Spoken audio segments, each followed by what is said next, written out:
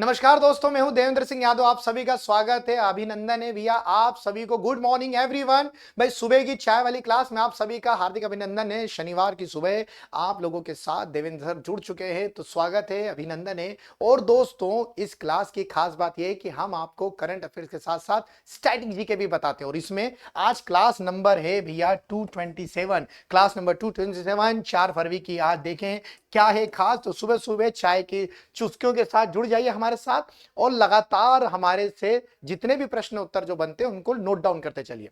चलिए, जय हिंद जय भारत दोस्तों।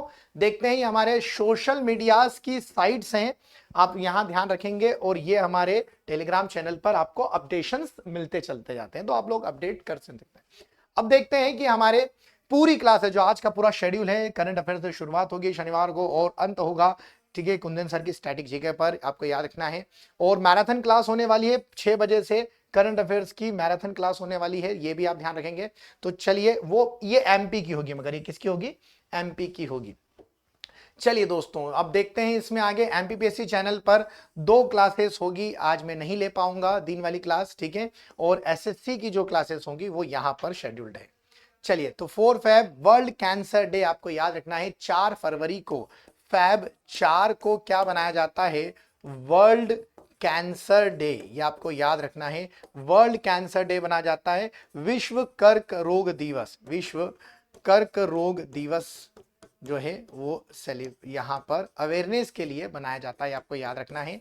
चलिए, और मुझे कमेंट में फटाफट कमेंट करके बता दीजिए, कमेंट में मुझे लिख कर बताइए कब से हमने कैंसर डे की शुरुआत करी, कब से हमने कैंसर अवेयरनेस के लिए, कर्क रोग के अवेयरनेस के लिए जो हमने शुरुआत करी 4 फेब से, वो किस साल से शुरू करी है। घातक बीमारी है, आप सभी को मालूम है, कुछ स्टेज में तो ये पता भी नहीं चलती। चलिए आगे बढ़ते हैं। जो लोग आज आप पर विश्वास नहीं कर रहे हैं, वो एक दिन सबको बताएंगे कि वो आपसे कैसे मिले थे। बहुत बड़ी बात है ये भाई। आज अगर आप अपनी सफलताओं की सीढ़ी चढ़ते चले जाएंगे, तो जो लोग आज आपकी बातों में विश्वास नहीं करें कि अरे यार ये तो बहुत फेक रहे हैं या बहुत फेकोलॉजी करे कि ऐसी ऐसी बड़ी बात होगी, लोग हंसते हैं आपकी बात पर आपका विजन अगर क्लियर है तो आगे चलकर कहेंगे कि यार ये जब बंदा छोटा था ना, जब ये लोअर लेवल पे था, तब हमसे मिला था और ये तब भी वैसी बातें करता था और देखो आज इसने कर दिखाया। तो आप लोगों को बताएं कि हमारे आपके लक्ष्य क्या है और आप उस पर अड़े रहें। लोग मजाक उड़ाने दीजिए, आपको उस पर ध्यान नहीं देना है, आपको फोकस रखना अपने लक्ष्य पर, और जो लक्ष्य पे फोकस रहेगा वही आगे बढ़ता चले जाएगा, ये आपको याद रखना है। चलिए दोस्तों, पहला क्वेश्चन लेके आते हैं अंतरराष्ट्रीय खबरों से। तो लेके आ रहे हैं आपके लिए देवेंद्र सर सुबह की चाय वाली क्लास में। क्या है पहला? ये रहा, किस देश के प्रधानमंत्री अल मखतूम ने अल मिनाद शहर का नाम बदलकर, ठीक है, हिंद शहर रख दिया। कितनी बड़ी बात है भैया, कितने गर्व की बात है। ये कौन के देश के प्रधानमंत्री? अल मखतूम कहां के प्राइम मिनिस्टर हैं जिन्होंने हाल ही में अल मिनाद शहर का नाम बदलकर हिंद शहर रख दिया? संयुक्त अरब अमीरात, ओमान, यमन, सऊदी अरब। कहां के हैं ये? जल्दी बताइए कहां के हैं दोस्तों। फटाफट लाइक एंड शेयर करते चले। सबसे हम्बल रिक्वेस्ट है, फटाफट आपको लाइक एंड शेयर करते चलना है, रुकना नहीं, थमना नहीं, आज रिकॉर्ड बनना चाहिए। यूएई के, यूनाइटेड अरब अमीरात के हैं, यूएई के, आपको याद रखना है। अल मखतूम साहब ने क्या करा है आपको याद रखना है। और यहाँ के मोहम्मद बिन राशिद भी यहाँ के प्रेसिडेंट, आपको उसका भी याद रखना है। भाई क्या करा है इन्होंने? कहा है कि हिंद सिटी, क्या कहा है? हिंद सिटी के नाम से अब जाना जाएगा किसको? इसको, अल मिनाद। बड़ी बात है भैया, इसको क्या कहेंगे? हिंद सिटी। क्या कहेंगे?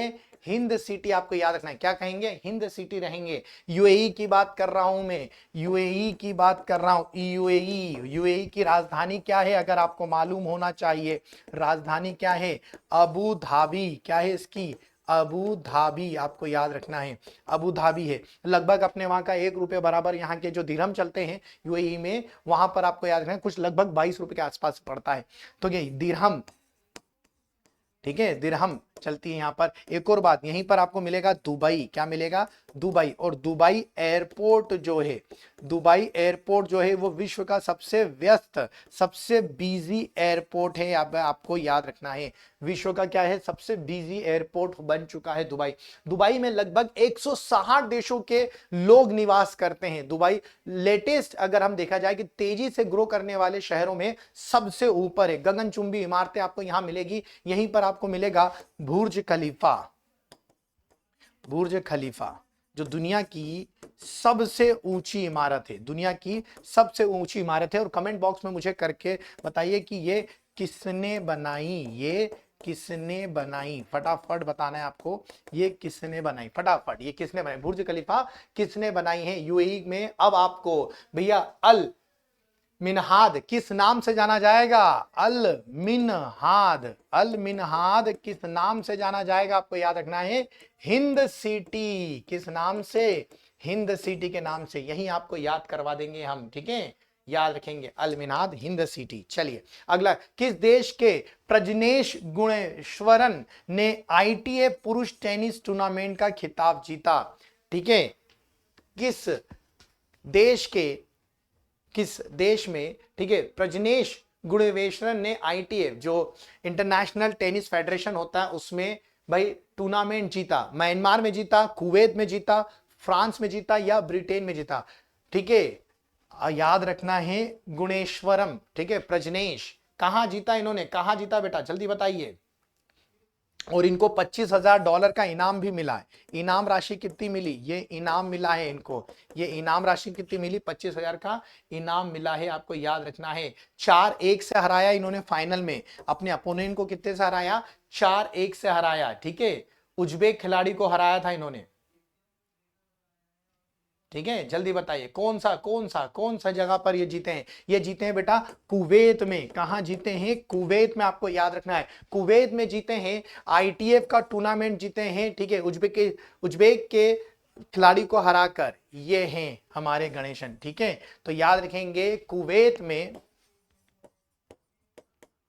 कुवैत में आईटीएफ, ठीक है, टेनिस फेडरेशन का जो है ये खिताब जीता है।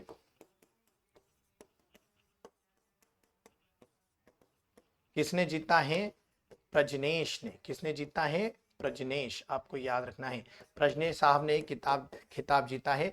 33 वर्ष के प्रजनेश, कितने वर्ष के हैं, 33 वर्ष के हैं, ये आपको याद रखना है, जिन्होंने कुवैत में जीता। कुवैत की बात बता दूं, कुवैत की राजधानी अगर आपसे पूछें, राजधानी, तो ये है कुवैत सिटी, क्या है, कुवैत सिटी। बहुत छोटा सा देश है भाई, बहुत छोटा सा देश है, मगर ये भी अपने तेल उत्पादन के लिए जाना जाता है, ये भी याद रखना है। क्यूडी बोलते हैं इसकी, कुवैत दिनार बोली जाती, क्यूडी बोलते हैं, मैं यहां लिख देता हूं, कुवैत दिनार, कुवैत दिनार बोलते हैं, आपको याद रखना है, ठीक है, कुवैत दिनार यहाँ की क्या है, करेंसी, आपको ये भी याद रखना है बहुत अच्छे से। एक एक चीज आपको ध्यान में रखना है बहुत शानदार तरीके से, ठीक है, ठीक। अब आपको बताऊं कि इंटरनेशनल टेनिस फेडरेशन, भाई इनका मुकाबला टाई ब्रेकर में, एक शब्द आता है टाई ब्रेकर, ठीक है, आपको याद है टाई ब्रेकर। टाई ब्रेकर का मतलब है कि जब सेट की संख्या जैसे 6-6 हो जाए, या जब ऐसा हो जाता है कि आपको 2 के अंदर से जीतना रहता है, तो जब ये 6-6 हो जाते हैं टेनिस में, तो फिर टाई ब्रेकर में मामला जाता है, और टाई ब्रेकर में जीता इन्होंने, अपना जो मुकाबला है वो टाई ब्रेकर में जीता। तो कुछ शब्द है दोस्तों टेनिस के, याद रख लीजिएगा, जैसे ACE, इसका मतलब होता है कि सामने वाले ने जब सर्विस करी और आपसे टच भी नहीं हुई, ये एस होता है, ठीक है। एक होता है, आपको याद रखना है, फोरहैंड, जो ऐसे मारते फोरहैंड, इसे ऐसे मारा बैक हैंड, ये आपको याद रखना है। नेट पॉइंट, ड्यूस, ठीक है, एडवांटेज, ये सारे शब्द आपको लिख लो, ये टेनिस में यूज होने वाले शब्द हैं।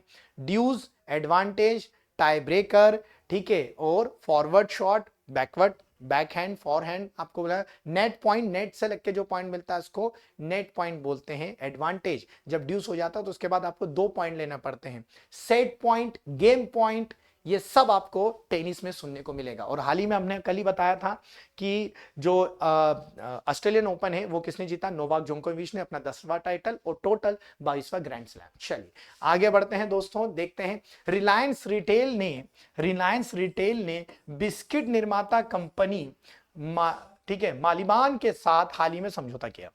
ठीक है। थाईलैंड, वो कंपनी कहाँ की है? मालिबान है कहाँ की? थाईलैंड, मलेशिया, श्रीलंका या जापान? कहाँ की मिलेगी? मालिबान कहाँ की कंपनी है? मालिबान। आपने इनको क्रिकेट खिलाड़ियों के ऊपर भी देखा होगा। जल्दी बताइए कहाँ की है? ये उस देश की कंपनी जिसको सिलोन बोलते हैं। पुराना नाम क्या है? सिलोन। सिलोन का नया नाम क्या है? श्रीलंका। श्रीलंका की है भैया, आपको याद रखना है, श्रीलंका की याद रखना है। मालिबान कहाँ की है?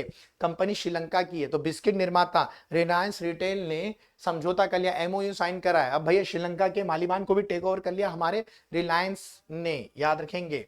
मालिबान श्रीलंकन कंपनी है, बिस्किट कंपनी। ये आपके यहाँ क्या है? श्रीलंकन बिस्किट कंपनी, आपको याद रखना है। आपको याद रखना है कि राजधानी, यह भी एसएससी जीडी में पूछ ली थी राजधानी कि श्रीलंका की जयवर्धने, जयवर्धने, जयवर्धने पोट्टीपुरम, श्री जयवर्धने पोट्टीपुरम, जयवर्धने पोट्टीपुरम आपको याद रखना है। आपको यह भी याद रखना है श्रीलंकन इकोनॉमी को, श्रीलंकन अर्थव्यवस्था को, अर्थव्यवस्था को क्या कहते हैं? अर्थव्यवस्था को कहते हैं टी इकोनॉमी। क्या कहते हैं? T economy. क्योंकि ये क्या है? ये टी इकोनॉमी कहा जाता है, आपको याद रखना है ये भी, क्योंकि बहुत ज्यादा फेमस है। श्रीलंका को कहा जाता है, ठीक है, हिंद महासागर का, हिंद महासागर का मोती। क्या बोलते हैं? Pearl of Indian ocean. English में क्या बोलेंगे? Pearl of Indian ocean, pearl of Indian ocean. ठीक है, ये आपको याद रखना है। श्रीलंका और भारत के बीच में अगर हम छोटा सा इस तरह से भारत बना दें आपके लिए, ठीक है, और यहाँ डॉट डॉट करके श्रीलंका, तो श्रीलंका और भारत के बीच में है एलिफेंट पास, एलिफेंटा पास बोलते हैं। हाथी दर्रा, अगर पीछे ऐसा बोलूं, हाथी दर्रा, हाथी दर्रा अगर आपको कहीं मिलेगा तो आपको यही मिलेगा भारत और श्रीलंका में, जिसको एलिफेंटा पास बोलते हैं। इंग्लिश में क्या बोलते हैं? एलिफेंटा पास। ये याद रखना, एलिफेंटा पास। और आपको ये भी याद रखना कि भारत और श्रीलंका के बीच में कौन सी जल संधि है? ठीक है, पाक जल संधि आपको याद रखना है। क्या याद रखना है? पाक जल संधि। पाल्क स्ट्रेट बोलते हैं, PALK। तो पाल्क स्ट्रेट जो जल संधि, मतलब दो विभिन्न धाराओं को मिलाने वाली संधि को बोलते हैं। तो पाल्क स्ट्रेट आपको किसके बीच में मिलेगा? भारत और श्रीलंका के बीच में। जो मन्नार की खाड़ी और बंगाल की खाड़ी को आपस में कनेक्ट करने का काम करता है। राम सेतु, प्रभु श्री राम के द्वारा बनवाया गया जो राम सेतु है, वो भी आपको धनुषकोटी से मिलेगा, श्रीलंका को कनेक्ट करते हुए, आपको याद रखना है। चलिए, तो ये सारी चीजें याद रखिएगा। अगला प्रश्न आ रहा है, किस देश के साथ भारत में 100 से अधिक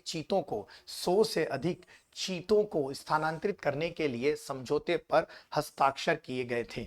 जल्दी बताइए क्या आएगा? नाइजर, नामीबिया, केनिया, दक्षिण अफ्रीका। 100 चीते, 100 से अधिक स्थानांतरित करने के लिए भाई किस देश के साथ? पहले तो आपको याद रखना कि हम जो 8 चीते लाए थे, 8 चीते कहां से लाए थे?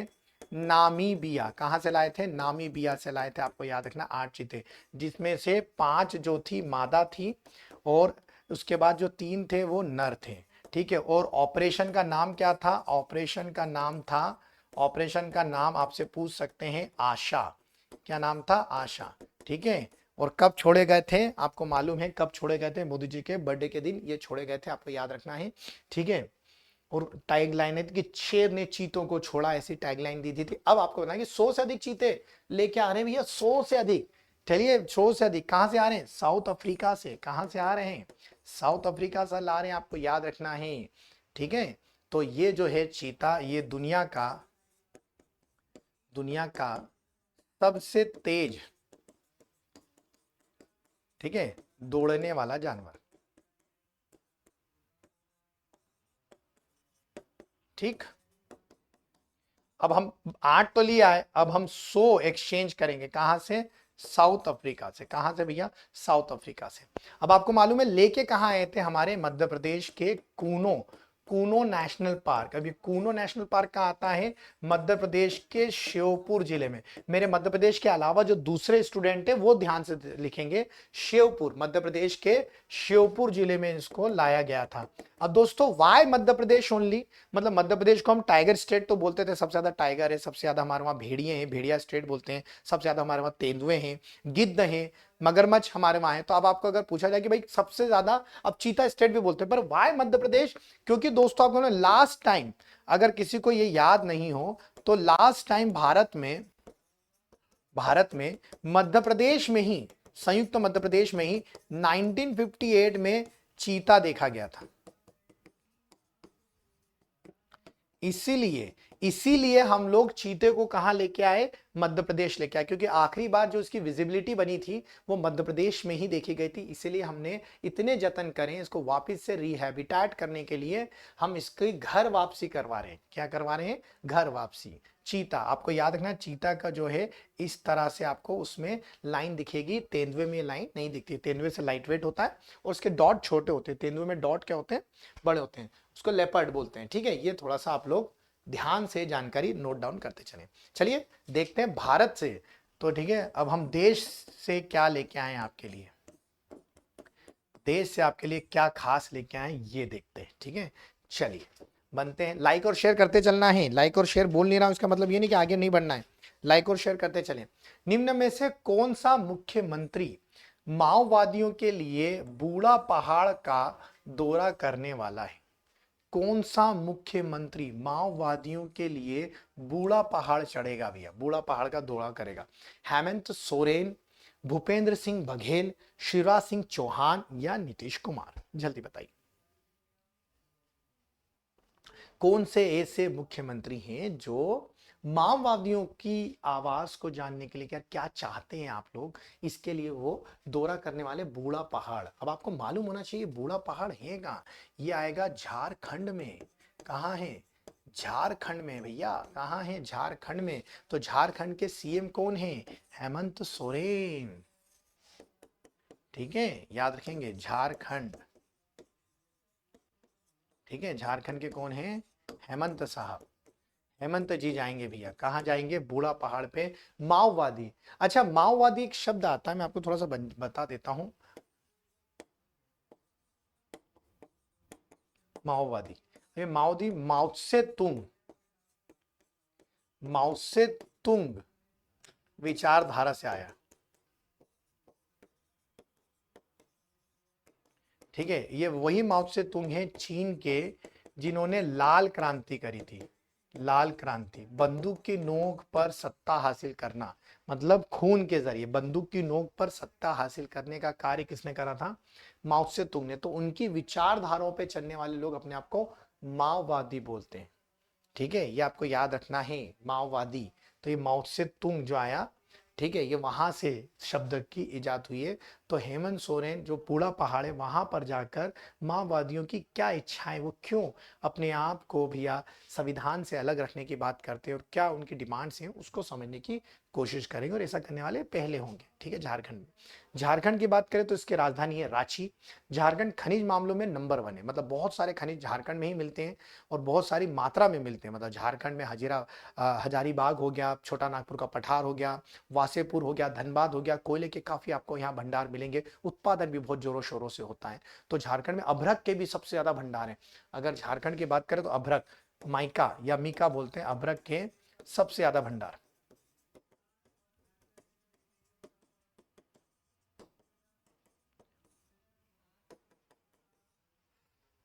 झारखंड याद रखना। ठीक है, यहीं से कहते हैं ना कि झारखंड या बिहार, जो पहले बिहार का भाग हुआ करता था झारखंड, तो नक्सलवाद की जो शुरुआत हुई नक्सलवाड़ी से हुई। सिद्धू और कानू, ये भी आप याद रखेंगे इतिहास में, सिद्धू और कानू नाम के दो भाइयों ने नक्सलवाड़ी से नक्सलवाद की शुरुआत करी थी। इसलिए नक्सलवाड़ी से जन्मा नक्सलवाद, माओ से तुंग की विचारधारा से जन्मा माओवाद, गांधी जी की विचारधारा से जन्मेगा गांधीवाद। ठीक है, चलिए भारतीय तट रक्षक बल दिवस कब मनाया जाता है? कोस्टल गार्ड सेलिब्रेशन कब होता है भैया, जल्दी बताइए। 4 फरवरी, 3 फरवरी, 2 फरवरी या 1 फरवरी? जल्दी बताइए कब मनाते हैं हम कोस्टल गार्ड डे? कब मनाया जाता है दोस्तों, जल्दी बताइए, किस फरवरी को मनाते हैं अपन, जल्दी बताइए। 4 3 2 1, ठीक है, 1 फरवरी को कब मनाया जाता है? 1 फरवरी को। तो 1 फैब 1977 को तटरक्षक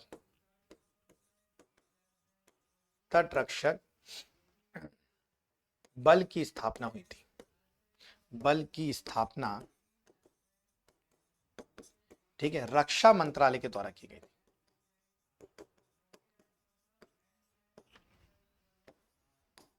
के द्वारा की गई थी, ठीक है। 1 फरवरी 1977 को तटरक्षक बल की स्थापना रक्षा मंत्रालय के द्वारा की गई थी, तब से इसको सेलिब्रेट करते हैं।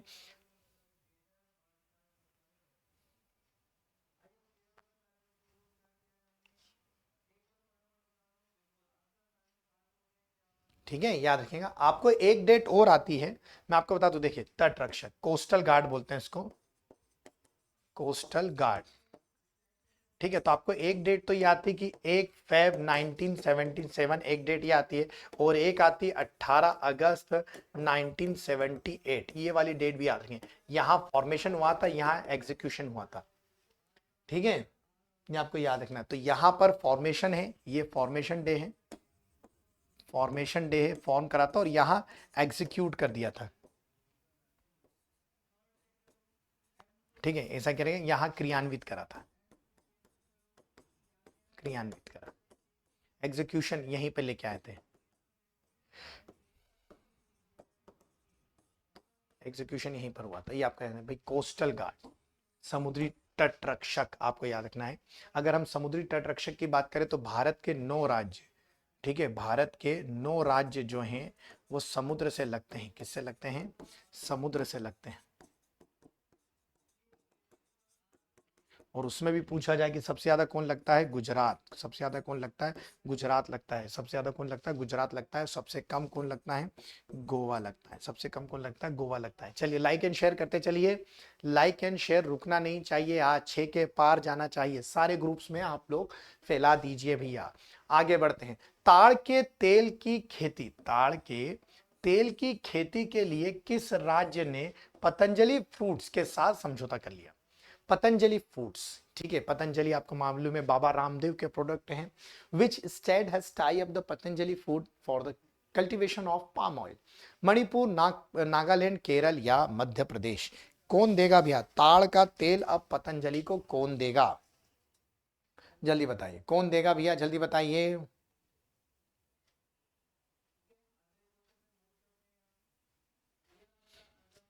हाँ जी, कौन देगा? नागालैंड। कौन देगा भैया? नागालैंड देगा। जल्दी से आपको बताना है कौन देगा? नागालैंड देगा। ताड़ के तेल की खेती के लिए किस राज्य ने पतंजलि के साथ समझौता किया? ताड़ की खेती जो है वो पतंजलि के साथ। अब यार आपको देखो पहले पतंजलि के बारे में, पतंजलि जो है, पतंजलि जो है ये बाबा रामदेव, आपने सुना बाबा रामदेव वाला प्रोडक्ट जो है, ठीक है, इसका सबसे, ये कहाँ से शुरू हुआ है?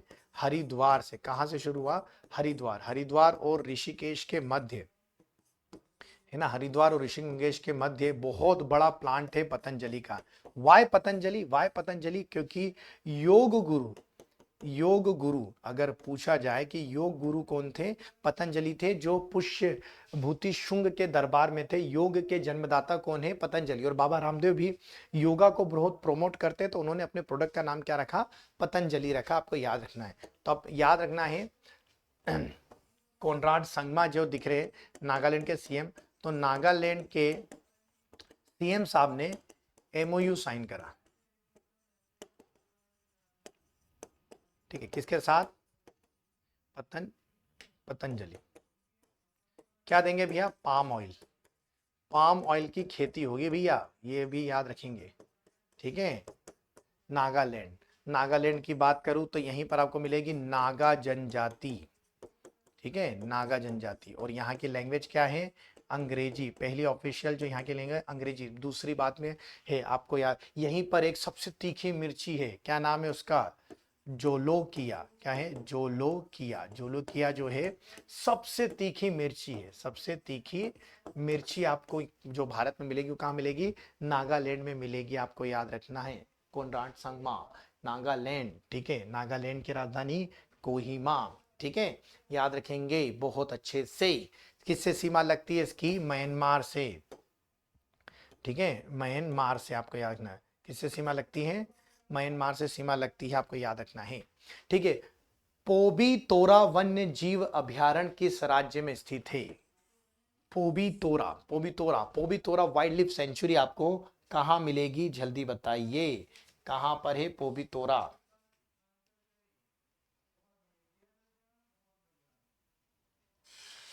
जल्दी बताइए कहां है? केरल में है, त्रिपुरा में है, मेघालय में है, या असम में? फटाफट बताइए। कहाँ मिलेगा ये? जल्दी बताइए। असम में। कहाँ मिलेगा ये?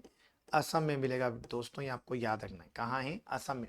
पोबी तोरा वन जीव अभयारण्य कहाँ है? असम में ही, आपको याद रखना है बहुत अच्छे से। असम। राजधानी क्या है? दिसपुर, ठीक है। असम क्यों फेमस है? टी के लिए बता चुका हूं। असम क्यों फेमस है? रेशम के लिए, ये बता चुका हूं। क्या आपको मालूम है कि असम में मिलते हैं एक सींग वाले गेंडे?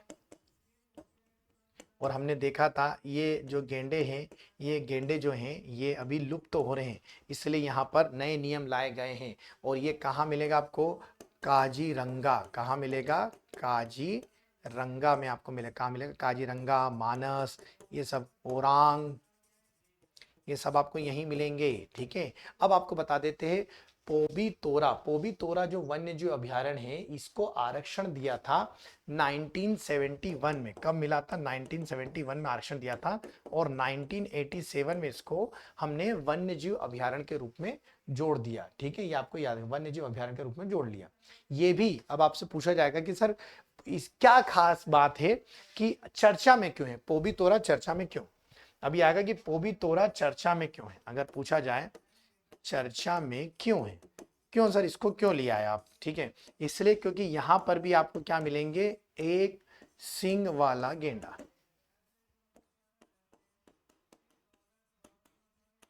ठीक है, गेंडे के संरक्षण के लिए।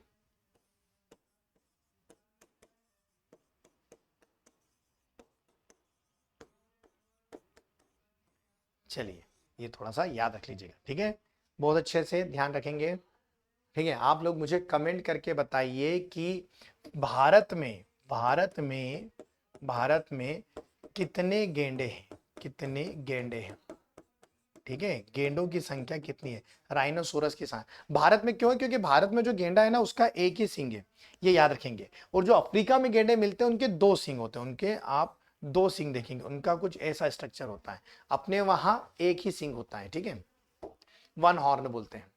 हाल ही में अटल पेंशन योजना ने कितने करोड़ का नामांकन का आंकड़ा पार करा?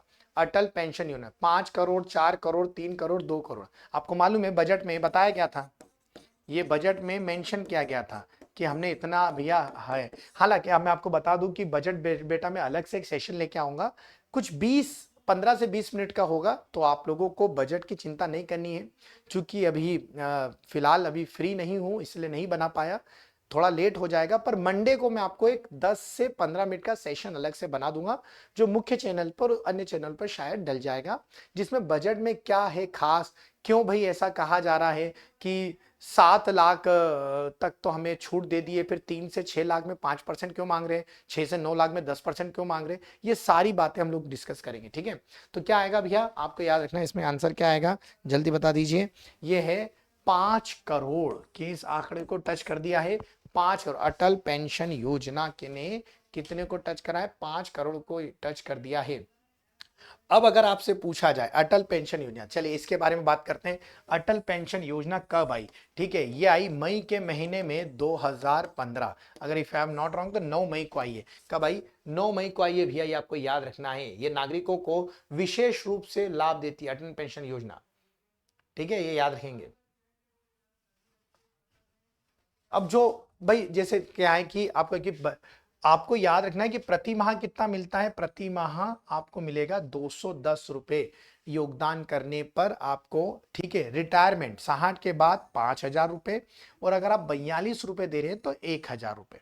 देखिए कितनी अच्छी योजना है कि अगर जो बीपीएल कार्ड धारक हैं, आप 18 वर्ष के हैं, 18 वर्ष के, ठीक है, आपको याद रखना है आप कितने हैं, कितने वर्ष के हैं, 18 वर्ष या 40 वर्ष के बीच में, आप 18 या 40 वर्ष के मध्य में, तो आप क्या करो, आप प्रति माह कितना जमा कर रहे हो, 42 रुपए, कितना 42, तो आपको 60 वर्ष के बाद जब आप रिटायर हो जाएंगे तो आपको 1,000 रुपए प्रति माह मिलेंगे। ठीक, ये चीज समझ लीजिए। और अगर आप अभी अभी आपने ये प्लान ले लिया और आप 210 रुपए जमा कर रहे हैं, कितना जमा कर रहे हैं दोस्तों, 210 रुपए, तो आपको रिटायरमेंट के बाद कितना मिलेगा, 5,000 रुपए प्रति माह। ठीक है, और कब शुरू हुई थी, 9 मई 2015 को, ये आपको याद रखना है बहुत अच्छे से। ठीक है, चलिए आगे बढ़ते हैं। तो ये सेशन याद रखिएगा 10 फैब से शुरू होने वाला है सर का। टेस्ट संडे को जरूर दे दीजिएगा कल, ठीक है, सुबह मेरी क्लास के बाद, कल वाली संडे स्पेशल क्लास के बाद ये शुरू हो जाएगा। करंट अफेयर्स का जो है संपूर्ण रिवीजन करवा रहे हैं, शाम 6 बजे जरूर जुड़ जाइएगा इनसे। यूनिलीवर के लिए नए सीईओ कौन बने, चलिए, यूनिलीवर, तो who has become the new CEO of Unilever, जल्दी बताइए, यूनिलीवर कंपनी के नए सीईओ कौन बने, लॉर्ड जैस, नीरज शर्मा, हैन शुमारकर या कार्तिक वर्मा, जल्दी बताइए कौन बने भैया, फटाफट आपको बताना है कौन बने यूनिलीवर। इसका आपने सिंबल देखा होगा, इस तरह से यू करके सिंबल बनता है, ठीक है, यूनिलीवर के कौन बने, जल्दी बताइए।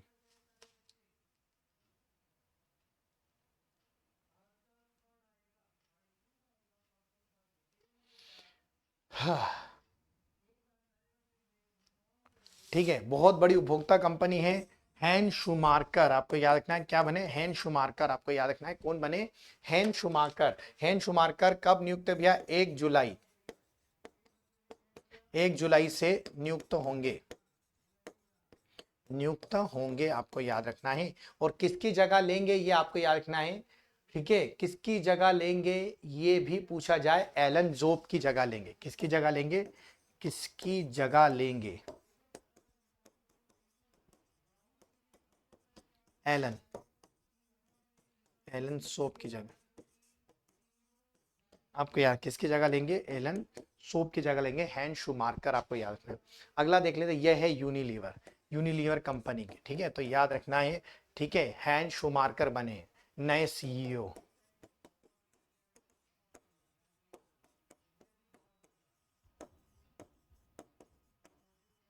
ठीक है, 51 साल से उपभोक्ता सर्विसेज दे रही है भैया, ये आपको याद रखना है, पिछले 51 साल से। हाँ, अगला देखते हैं, हर घर ध्यान अभियान किस मंत्रालय ने शुरू करा, हर घर ध्यान नया अभियान है, आईएमपी है, पूछ सकते हैं, स्टार बना रहा हूं, आईएमपी लगा रहा हूं, याद रखिएगा। हर घर ध्यान campaign is related to which ministry, सांस्कृतिक मंत्रालय, गृह मंत्रालय, वित्त मंत्रालय या पर्यटन मंत्रालय, किसने चालू करा है दोस्तों, हर घर ध्यान कैंपेन किसने चालू करा, जल्दी बताइए, क्लियर करें फटाफट, क्या आंसर आना चाहिए, किसने चालू करा है भैया, ये चालू करा है संस्कृति मंत्रालय के द्वारा, किसने चालू करा है, संस्कृति मंत्रालय के द्वारा चालू करा है, मिनिस्ट्री ऑफ कल्चर ने लगा। हर घर ध्यान, देखिए ध्यान जो है, ध्यान लगाने से मन की एकाग्रता, मन की एकाग्रता बढ़ती है ना, और इससे आपकी जो नॉलेज है, मतलब जो कहते हैं ना याद करने की क्षमता, याद करने की क्षमता बढ़ेगी,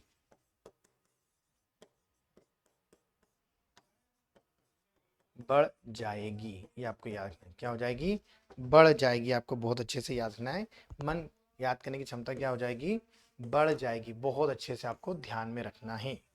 ठीक, क्लियर, तो इसीलिए हर घर ध्यान, संस्कृति मंत्रालय। ठीक है, तो जल्दी फटाफट मुझे मंत्री का नाम बताएं। संस्कृति मंत्री कौन है भैया, कमेंट बॉक्स में कौन है केंद्र में, केंद्र में कौन है, और हमारे मध्य प्रदेश में कौन है, मध्य प्रदेश में कौन है संस्कृति मंत्री। चलो एक हिंट मैं दे देता हूं इसमें, इसमें है हमारी उषा ठाकुर जी। कौन है भैया, उषा ठाकुर जी। आप मुझे कमेंट बॉक्स में लिख के बताएं कि केंद्र पे संस्कृति मंत्री कौन है, कौन चलाता है संस्कृति मंत्रालय, कौन देखता है। जैसे राज्य में मध्य प्रदेश में उषा ठाकुर जी हैं, और जो अपने अपने राज्य के हैं वो अपने अपने राज्य का जरूर देखें। ठीक है, एटिकोप्पा खिलौने किस राज्य से संबंधित है, एटिकोप्पा, तो एटिकोप्पा खिलौने किस राज्य से हैं, जल्दी बता दीजिए।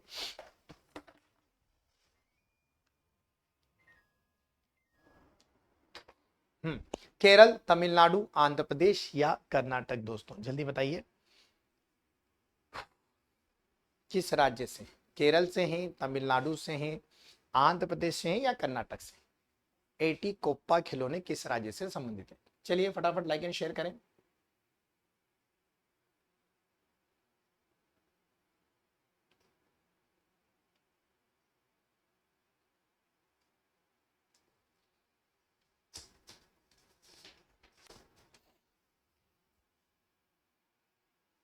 चलिए, नहीं समझ में आ रहा, ये है आंध्र प्रदेश। क्या आएगा, ये आंध्र प्रदेश से हैं, आपको याद रखना है आंध्र प्रदेश।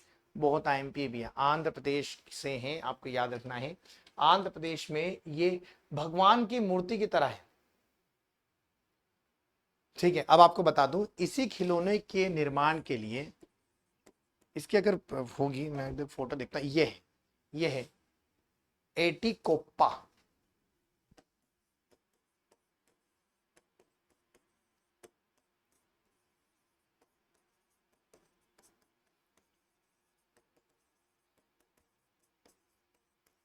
आंध्र प्रदेश। अब इसी खिलौने के लिए,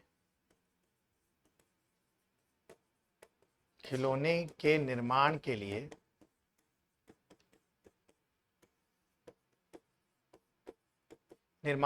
आपको याद रखना है राजू। ठीक है, मैं पूरा नाम लिख देता हूं, सीवी राजू। सीवी राजू को क्या मिला है, पद्मश्री पुरस्कार। क्या मिला भैया, पद्मश्री पुरस्कार मिला, आपको याद रखना है। ठीक है, अब ये एटिकोप्पा नाम क्यों है, क्योंकि आपको याद है ये गांव का नाम है। कहाँ है, ये गांव का नाम है, वहां के खिलौने फेमस है। और कहाँ मिलेगा ये, विशाखापट्टनम के पास में, विशाखापट्टनम के पास। अब तो हमारे मुख्यमंत्री, मतलब आपको याद है जगनमोहन रेड्डी जो हैं वो आंध्र प्रदेश के हैं, उन्होंने कह दिया है, जो सीएम है हमारे जगनमोहन रेड्डी साहब, इन्होंने ये कह दिया है कि अब राजधानी जो है क्या बनेगी, राजधानी क्या बनेगी, विशाखापट्टनम। क्या बनेगी, विशाखापट्टनम। आपको याद रखना है बहुत अच्छे से।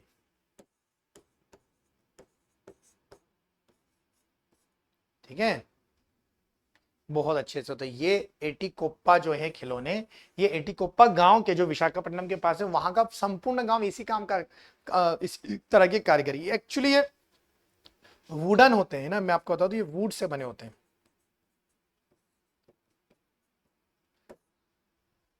वैसे भी आप उड़ीसा जाओगे या आंध्र प्रदेश जाओगे तो वुड का काम ज्यादा मिलता है।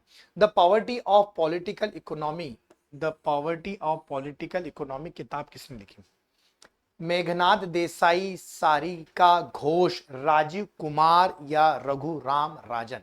The poverty of political economy किसने लिखी दोस्तों, जल्दी बताइए, ये किसने लिखी है।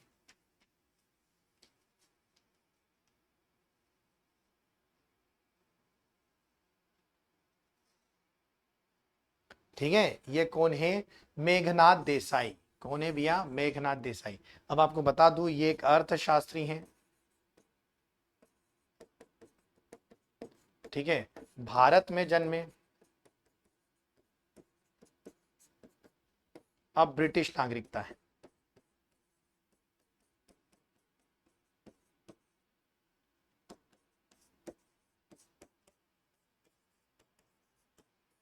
अब क्या है, ब्रिटिश नागरिकता है, आपको याद है। ठीक है, Meghnath Desai, the poverty of political economy. ठीक है, ये देख लीजिए, मेघनाथ देसाई के हैं the poverty of human. Condition है भारत की राजनीतिक स्थिति का अर्थव्यवस्था पर प्रभाव लिखा है।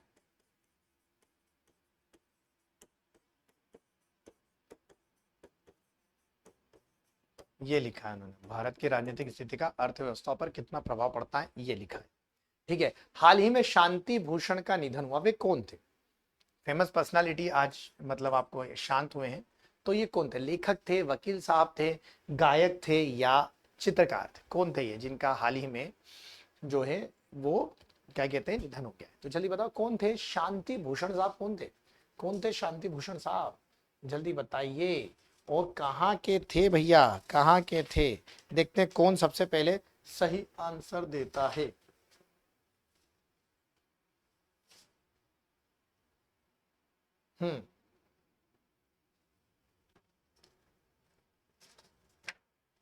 ये वकील साहब थे बेटा। ये क्या थे? वकील शांति भूषण, काफी फेमस थे भैया। ये क्या थे? वकील साहब थे, आपको याद रखना है बहुत अच्छे से। ये क्या है? वकील साहब थे।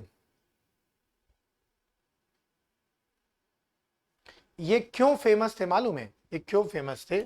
1975 में इंदिरा इंदिरा गांधी जी का निर्वाचन रद्द करवाया था इन्होंने।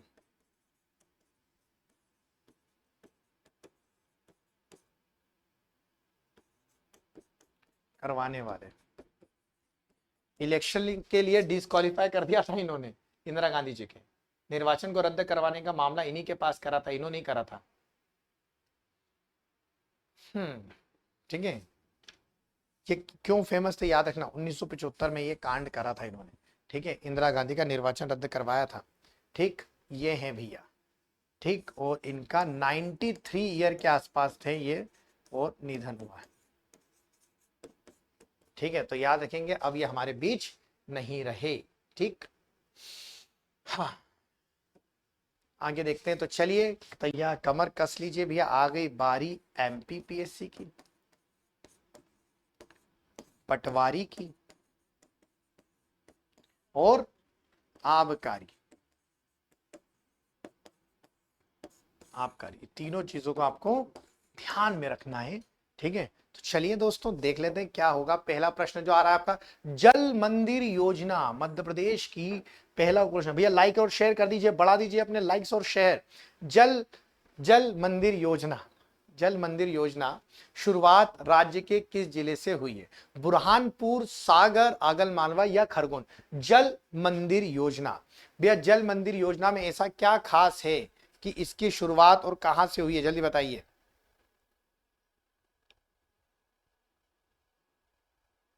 चलिए, और किस किस लेवल को सुधारेगा ये? देखिए, ये शुरुआत हुई है बुरहानपुर से। कहां से हुई है? बुरहानपुर से। आपको बता देता हूं, जल मंदिर योजना।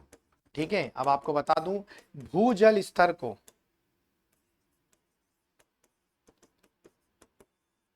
बढ़ाने के लिए,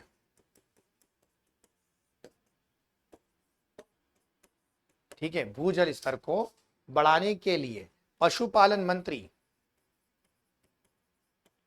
हमारे मध्य प्रदेश के पशुपालन मंत्री प्रेम सिंह पटेल, प्रेम सिंह पटेल, पटेल साहब है ना, कृषि मंत्री भी इन्हीं के पास है। प्रेम सिंह पटेल ने बुरहानपुर जिले से इसका शुरुआत करी। अब क्या है, भूजल स्तर कैसे बनेगा भैया? ये प्रेम सिंह, भूजल स्तर बुरहानपुर से शुरू हुआ। अब बुरहानपुर में बहुत ज्यादा दिक्कत है भूजल की, तो रूफ टॉप पर वर्षा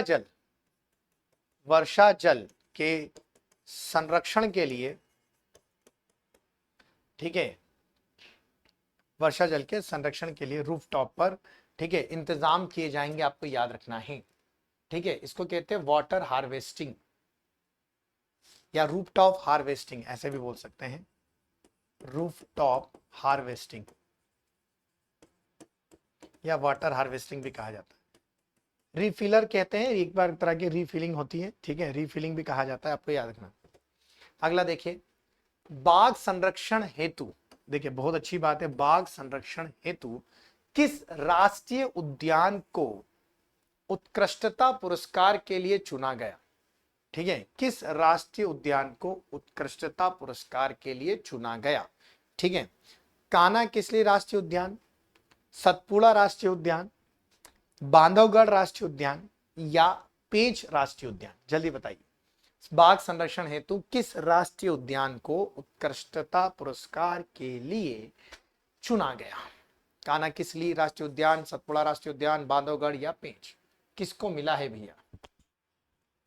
क्योंकि यहां पिछले 13 वर्षों में जो बाघों की संख्या है वो दुगनी हो गई। मैं अच्छे से बता, सतपुड़ा राष्ट्रीय उद्यान कहां मिलेगा? ये नर्मदापुरम में, नर्मदापुरम, जिसका पुराना नाम क्या है? होशंगाबाद। क्या है, पुराना क्या है? होशंगाबाद। अब आपको बता दूं कि पिछले 13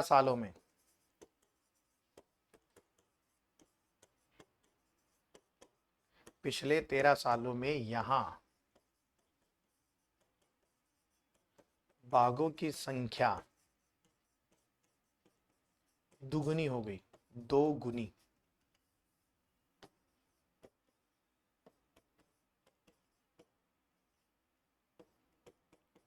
ठीक है, याद ना।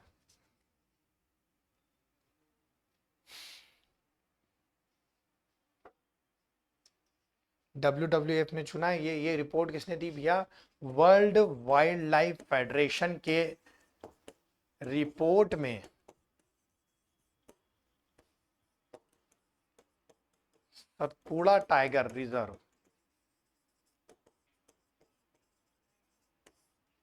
बेस्ट रहा।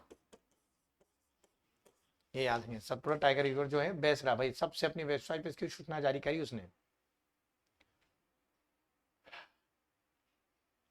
ठीक है, तो यूनिफॉर्म कंजर्वेशन ऑफ लाइफ, तो टाइगर रिजर्व मध्य प्रदेश, आपको याद रखना है सतपुड़ा। अगर आपसे पूछा जाए कि मध्य प्रदेश में कितने टाइगर प्रोजेक्ट हैं, ठीक है, तो ये आपको कितने लिखना है, आपको याद रखना है, ये हैं 8, 7 भी नहीं रहे, अब हो गए, ठीक है 8, क्योंकि एक नया बना है, आपको मालूम है टाइगर प्रोजेक्ट में एक लेटेस्ट जोड़ा है। अब आपको ये भी बताओ कि नेशनल पार्क कितने रहे? नेशनल पार्क कितने हैं? आपको याद रखना है 12। कितने नेशनल पार्क हैं? 12। और आपसे पूछा जाए सेंचुरी कितनी है? सेंचुरी, अभ्यारण्य, अभ्यारण्य 24, ऑफिशियल साइट पे कितने लिखे हैं? 24 लिखे हैं अभ्यारण्य, आपको याद रखना है। टाइगर प्रोजेक्ट कितने हो गए? 8, लेटेस्ट वन को जोड़कर अगर बात करें तो, ठीक है। अब आपको मालूम है दुर्गावती अभ्यारण्य बन गया है, तो ये नोरा दोही को काय में डाल रहे हैं, अब टाइगर प्रोजेक्ट के अंदर डालेंगे, तो ये आपको ये 7+1 लेटेस्ट, आपको यार पहले 7 टाइगर प्रोजेक्ट, तो 7+1 जरूर लिख दीजिएगा आप, ठीक है। नेशनल पार्क जो है वो 11 था, उसको आप 12 कर लीजिएगा, ठीक। Youth exchange for change international project Madhya Pradesh की कितनी लड़कियों का चयन हुआ? जल्दी बात, youth exchange for change international project जो मध्य प्रदेश की कितनी गर्ल्स को उसमें सिलेक्ट किया गया, ये आपको बताना है, जल्दी से बताइए क्या होगा।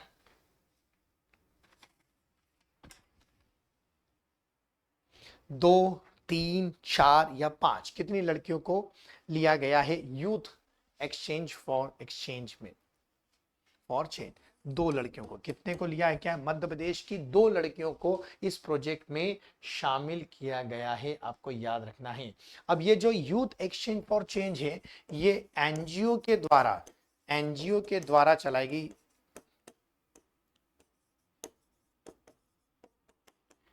गई क्या है? ठीक है, योजना है, ठीक है, यूथ एक्सचेंज फॉर चेंज, जिसमें मध्य प्रदेश में भी आपको टोटल भारत की 4 हैं। मैं बता दूं, भारत से 4 गर्ल्स लिए, कितनी लिए? 4 गर्ल्स, ठीक है। और बड़ी बात है कि मध्य प्रदेश से कितनी लिए? मध्य प्रदेश से 2 गर्ल्स आई हैं। कितनी आई है भैया? 2 गर्ल्स आई है, आपको याद रखना है, ठीक है। सोनाली विश्वकर्मा, सोनाली विश्वकर्मा, विश्वकर्मा जी हैं, आपको याद रखना है। और वर्षा जाटव, वर्षा जाटव, वर्षा जाटो कहाँ की हैं? गुना की हैं, आपको याद रखना है। वर्षा जाटो कहाँ की हैं? गुना की, आपको याद रखना है। और सोनाली विश्वकर्मा कहाँ की हैं? पन्ना की हैं, ये आपको याद रखना है। ठीक है, ये यूथ एक्सचेंज फॉर चेंज।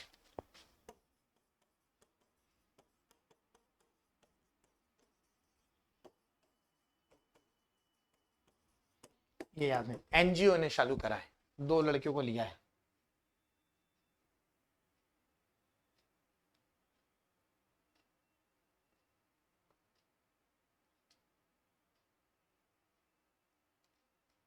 ठीक है, अब ये जो भारत की 2 और हैं, वो यूपी से लिया गया है, तो उन दोनों लड़कियों को और भारत की ये जो हमारी चारों लड़कियां हैं, ये नेपाल में जाएंगी और नेपाल में और अपने थॉट्स, अपने विचार एक्सचेंज करेगी और वहां की संस्कृति और वो यहाँ की संस्कृति को, तो कुछ यहाँ से वहां जाएंगे, कुछ वहां से यहाँ आएंगे। ठीक है, नई नई चीज है, एक्सचेंज करके देखते हैं वहां के थॉट्स में क्या है। मध्य प्रदेश सरकार का सर्व सुविधा युक्त भवन किस शहर में बनकर तैयार हुआ? In which city fully equipped building of government and Madhya Pradesh has been complicate, जल्दी बताइए कौन सा है? चेन्नई, नई दिल्ली, कोलकाता या मुंबई? जो फुल सारी सुविधाओं से युक्त है, कहां पर बनेगा? मध्य प्रदेश सरकार का। इसको क्या बोलेंगे अपन? मध्य प्रदेश भवन। क्या बोलेंगे अपन इसको? मध्य प्रदेश भवन बोलेंगे। ये कहां बना है भैया? चेन्नई में बनेगा, नई दिल्ली, कोलकाता या मुंबई? जल्दी बताए कहां बनेगा मध्य प्रदेश? जो नई दिल्ली में। कहां बनेगा? नई दिल्ली में। मतलब रेडी हो गया है, रेडी हो गया है, बनेगा क्या? रेडी है, मध्य प्रदेश भवन, याद रखें। और आपको ये याद रखना है कि भारत भवन, भारत भवन कहाँ है? भोपाल में। भारत भवन कहाँ है दोस्तों? भोपाल में है, आपको याद रखना है। इसकी घोषणा शिवराज सिंह ने दी। बहुत सारे कमरे हैं, 36 डिलक्स हैं, 66 डिलक्स, 38 सामान्य, बहुत सारे हैं। ठीक है, बहुत सारे। तो ये अच्छा है भारत के लिए। भारत में मतलब अब ऐसे सर्व सुविधा मध्य प्रदेश नाम से बनेगा, ये थोड़ा सा है। मध्य प्रदेश भवन पहले भी दिल्ली में था, मगर उसको अब रिनोवेट कर दिया गया, उसको सर्व सुविधा युक्त कर दिया गया। इसके अलावा एक और कहाँ बना है? मुंबई में, ये भी याद रखेंगे। एक और जो है, एक और जो है वो यहाँ पर है, मुंबई में। ठीक, ये भी याद रखेंगे। ठीक है, तो शिवराज सिंह चौहान ने घोषणा करी भाई 66 डिलक्स है, ठीक है, 38 जो है नॉर्मल है, रूम्स अवेलेबल हैं यहाँ पर, रूम्स हैं, सर्व सुविधा संपूर्ण है। चाय पे चर्चा, चलिए चाय पे चर्चा कर लेते हैं बहुत अच्छे से। चाय पे चर्चा क्या टॉपिक है उसको देख लेते हैं। चाय पे चर्चा का टॉपिक क्या है? लाइक एंड शेयर कर दीजिए भैया, फटाफट पहुंचाइए उस मुकाम तक जहां तक हम देखना चाहते हैं आपको और हमको लाइव। चलिए, आंध्र प्रदेश के जगनमोहन रेड्डी साहब ने क्या करा? आंध्र प्रदेश की नई राजधानी विशाखापट्टनम घोषित करी। अब ये लफड़ा क्या है, देखिए समझिए। जब तेलंगाना 2014 में आंध्र प्रदेश से अलग हुआ, आंध्र प्रदेश से सेपरेट हुआ, अलग हुआ। ठीक है, तो क्या हुआ? ये कह दिया गया कि भाई अगले 10 साल तक, अगले 10 साल तक हैदराबाद राजधानी रहेगी।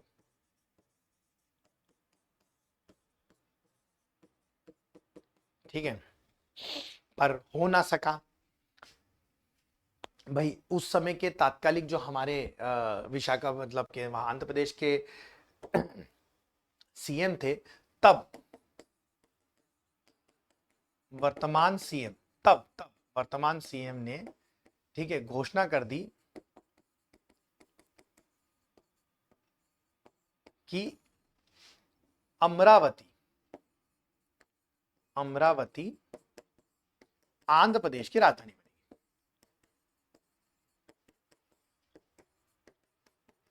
फिर बीच में एक अलग कंसेप्ट आया कि आंध्र प्रदेश की 3 राजधानी होगी।